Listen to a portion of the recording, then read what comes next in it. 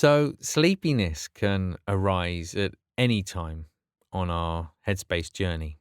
More often than not, it arises toward the beginning. So, it's almost as though we've been rushing around our entire life, and all of a sudden, we pause just for a moment. And in pausing, we realize just how tired we are.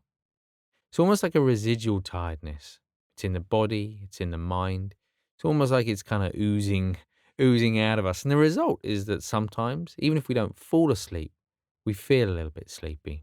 So it's quite common when you sort of ask people after they've done their first few sessions, sort of how do you feel? And it's like, well, I feel calmer, but I feel really tired. I feel really sleepy. It's really important to acknowledge that it's not the exercise or the technique that makes you feel sleepy. The technique simply provides a framework in which we see how we're feeling in both body and mind more clearly. And very often, to begin with, as I say, that is a sense of sleepiness. Now, it's really tempting to think, okay, well, there's no point in me doing this.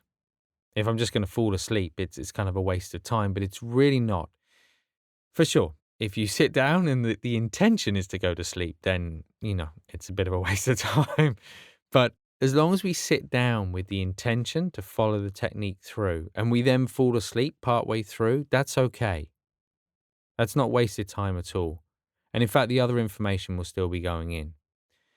In fact, what usually happens is there's quite a sort of a usual common sort of pattern. And that's the first few weeks, maybe 2, 3 weeks, for some a little longer, but normally just the first few weeks. This kind of tiredness comes to the surface, we find ourselves falling asleep. But as we continue, so that happens less frequently. In fact, we may, for some people, don't really kind of experience that again after that initial few weeks. For some, it continues.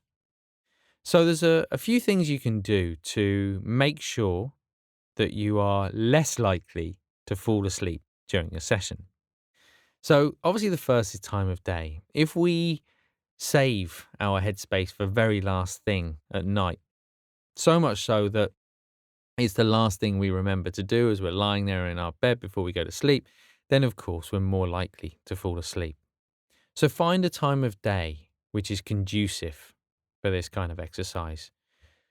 Avoid times of day, sort of like immediately after lunch when the stomach sort of requires all our energy. And again, we're more likely to fall asleep.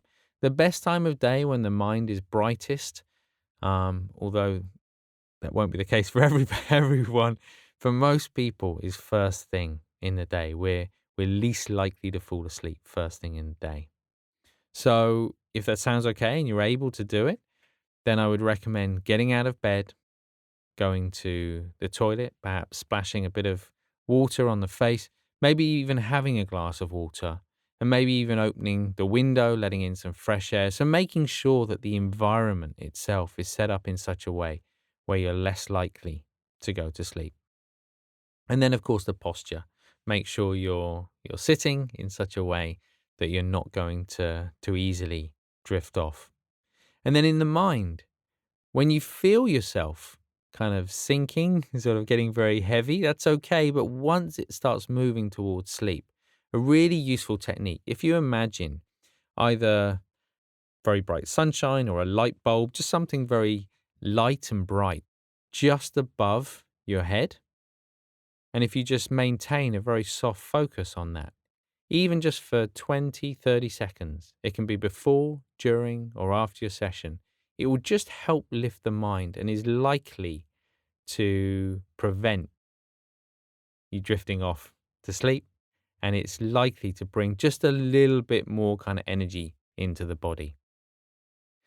But as I say, it usually passes quite quickly and certainly nothing to worry about at all if you do find yourself drifting off whilst you're getting some headspace.